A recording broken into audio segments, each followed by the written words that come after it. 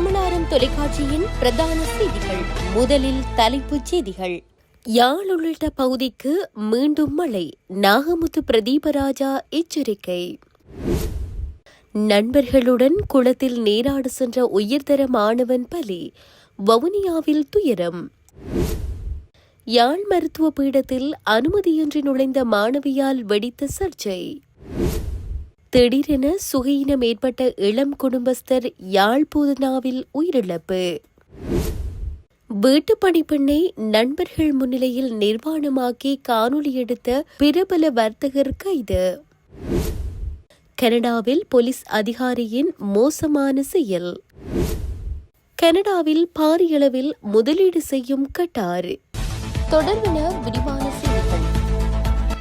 வடக்கு மற்றும் கிழக்கு மாகாணங்களின் பல பகுதிகளுக்கும் எதிர்வரும் 23ஆம் திகதி முதல் மிதமானது முதல் சற்று கனமானது வரை மழை கிடைக்கும் வாய்ப்புள்ளதென யாழ் பல்கலைக்கழகத்தின் புவியியற்றுறை தலைவர் பேராசிரியர் நாகமுத்து பிரதீபராஜா எச்சரிக்கை விடுத்துள்ளார். அவர் நேற்று வெளியிட்டுள்ள பதிவில் மேலும் குறிப்பிடுகையில், எதிர்வரும் 22ஆம் திகதி இலங்கையின் கிழக்கு மற்றும் தென்கிழக்கு வளிமண்டலத்தில் உறுதியற்ற தன்மை ஒன்று உருவாகும் வாய்ப்புள்ளது. இதன் காரணமாக எதிர்வரும் 23ஆம் திகதி முதல் 27ஆம் திகதி வரை வடக்கு மற்றும் கிழக்கு மாகாணங்களின் பல பகுதிகளுக்கு பரவலாக மிதமானது முதல் சற்று கனமானது வரை மழை கிடைக்கும் வாய்ப்புள்ளது. அதேவேளை இக்கால பகுதியில் மத்திய, உவா, வடமத்திய மற்றும் தென் மாகாணங்களுக்கும் மழை கிடைக்கும் வாய்ப்புள்ளது.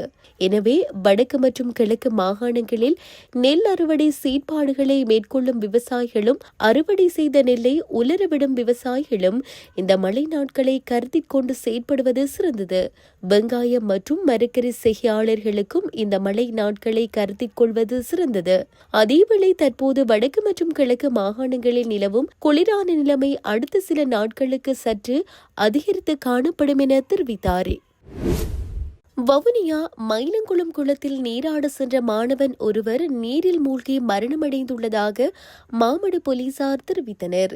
சம்பவம் தொடர்பில் மேலும் தெரிய வருகையில், வவுனியா கோவில் புதுக்குளம் பகுதியைச் சேர்ந்த 4 மாணவர்கள் மயிலங்குளம் குளத்திற்கு நேற்று மாலை நீராட சென்றுள்ளனர்.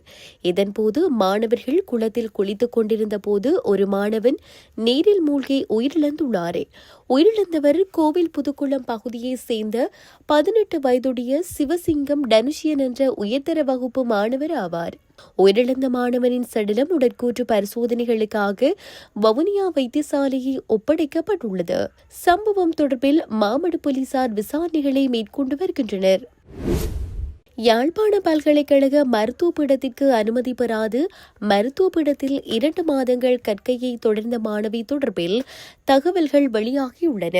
இந்த விடயம் தொடர்பில் பல்கலைக்கழக மானிய ஆணைக்குழுவிற்கு தெரியப்படுத்தப்பட்டுள்ளதாக மருத்துவ பீடத்தினர் தெரிவித்துள்ளனர். சம்பவம் தொடர்பில் தெரிய வருவது, கடந்த நவம்பர் மாதம் மருத்துவ பீட புதுமுக மாணவர்களுக்கான கற்கநெறிகள் ஆரம்பமானது. அதன்போது கண்டியை சேர்ந்த பெரும்பான்மையின யுவதியொருவர் புதுமுக மாணவர்களுடன் பல்கலைக்கழக விடுதியில் பதிவுகளை மேற்கொண்டு விடுதியில் தங்கியிருந்து மருத்துவ பீட விரிவுரை மண்டபத்திற்கு விரிவுரைகளுக்கு கடந்த 2 மாத காலத்திற்கு மேலாக சென்று வந்துள்ளார். இந்நிலையில் கடந்த வெள்ளிக்கிழமை கற்கை செயற்பாட்டின் போது மாணவர்களை குழுக்களாக பிரித்தனர். அதன்போதே 202 மாணவர்கள் காணப்பட வேண்டிய நிலையில் 203 மாணவர்கள் காணப்பட்டமையால் ஏற்பட்ட குழப்பத்தை அடுத்து அது தொடர்பில் பரிசீலிக்கப்பட்ட போதே பல்கலைக்கழக அனுமதி பெறாத யுவதி ஒருவரும் மாணவிகளுடன் இணைந்து கடந்த 2 மாத காலமாக விரிவுரைகளில் கலந்து கொண்டமை தெரிய வந்துள்ளது. இது தொடர்பில் மருத்துவ பீடத்தினர் தெரிவிக்கையில், மாணவிகள் மத்தியில் உயிரியல் பாடத்தில் 3 சாதாரண சித்திகளை பெற்ற கண்டியை சேர்ந்த யுவதியும் மருத்துவ பீட மாணவர் விடுதியில் தங்கியிருந்து விரிவுரைகளுக்கு வந்து சென்றுள்ளார். இந்த விடயம் தொடர்பில் பல்கலைக்கழக மானிய ஆணைக்குழுவிற்கு தெரியப்படுத்தப்பட்டுள்ளது. அவர்களின் அறிவுறுத்தலுக்கு அமையவே அடுத்த கட்ட நடவடிக்கை எடுக்கப்படும் என தெரிவிக்கப்பட்டுள்ளது. திடீரென உடல் சுகையினம் ஏற்பட்ட இளம் குடும்பஸ்தர் ஒருவர் யாழ் போதனா வைத்தியசாலையில் உயிரிழந்துள்ளார். பாரதிபுரம் விஸ்வமடு பகுதியைச் சேர்ந்த நாச்சியப்பன் பிரபு என்பவரே இவ்வாறு உயிரிழந்துள்ளார். இதுகுறித்து மேலும் தெரிய வருகையில், மதுவுக்கு அடிமையான இவருக்கு கடந்த 7ஆம் திகதி உடல் சுகையினம் ஏற்பட்டது. இந்நிலையில் தர்மபுரம் வைத்தியசாலைக்கு கொண்டு செல்லப்பட்டார். பின்னர் அன்றைய தினமே கிளிநொச்சி வைத்தியசாலைக்கு மாற்றப்பட்டார். அதன் பின்னர் 9ஆம் தேதி யாழ்ப்பாணம் போதனா வைத்தியசாலைக்கு கொண்டு செல்லப்பட்டார். இருப்பினும் சிகிச்சை பலனின்றி நேற்றைய தினம் உயிரிழந்துள்ளார். அவரது சடலம் மீதான மரண விசாரணைகளை திடீர் மரண விசாரணை அதிகாரி நமசிவாயம் பிரேம்குமார் மேற்கொண்டார். உடற்கூற்று பரிசோதனைகளுக்காக சடலம் யாழ்ப்பாணம் போதனா வைத்தியசாலையில் வைக்கப்பட்டுள்ளது. வீட்டு பணிப்பெண்ணை நண்பர்கள் முன்னிலையில் நிர்வாணமாக்கி காணொலி எடுத்து சமூக ஊடகத்தில் பகிர்ந்த பிரபல வர்த்தகர் ஒருவர் சிறுவர் மற்றும் மகளிர் போலீஸ் பணியகத்தின் அதிகாரிகளினால் நேற்று ஞாயிற்றுக்கிழமை கைது செய்யப்பட்டுள்ளார். சிறுவர் மற்றும் மகளிர் போலீஸ் பணியகத்தின் அதிகாரிகளுக்கு கிடைத்த தகவலின் பேரில் மேற்கொள்ளப்பட்ட சுற்றிவளைப்பில் சந்தேக நபரான பிரபல வர்த்தகர் காலி ஹிக்கடுவை பிரதேசத்தில் உள்ள ஹோட்டல் ஒன்றில் வைத்து கைது செய்யப்பட்டுள்ளார். கைது செய்யப்பட்டவர் கொழும்பு பொரளை பிரதேசத்தை சேர்ந்த 43 வயதுடைய பிரபல வர்த்தகர் ஆவார். இது தொடர்பில் மேலும் தெரிய வருவது, பெண் ஒருவர் நபர் ஒருவரால் குழு ஒன்றின் முன்னிலையில் நிர்வாணமாக்கப்படும் காணொலி ஒன்று அண்மையில் சமூக ஊடகத்தில் பரவியுள்ளது.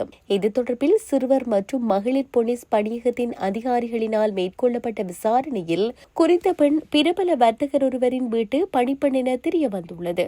இதனையடுத்து போலீசாரால் மேற்கொள்ளப்பட்ட மேலதிக விசாரணைகளில் சந்தேக நபரான பிரபல வர்த்தகர் ஹிக்கடுவை பிரதேசத்தில் உள்ள ஹோட்டல் ஒன்றில் வைத்து கைது செய்யப்பட்டுள்ளார்.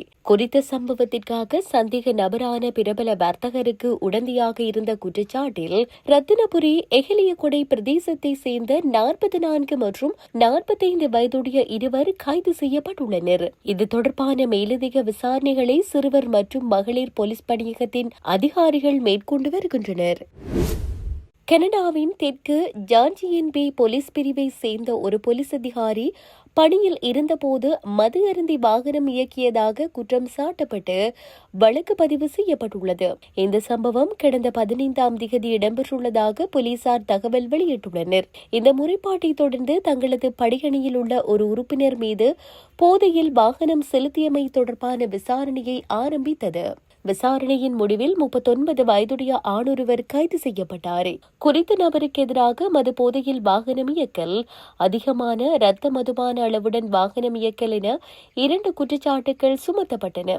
சமூக பாதுகாப்பு மற்றும் காவல்துறை சட்டத்தின் கீழ் குற்றம் சாட்டப்பட்ட அந்த காவல் அதிகாரி ஊதியத்துடன் பணிநீக்கம் செய்யப்பட்டுள்ளதாக தெரிவிக்கப்பட்டுள்ளது. அதே நேரத்தில் இந்த விவகாரம் குறித்து உள் விசாரணை நடத்தப்படுவதாக அறிவிக்கப்பட்டுள்ளது.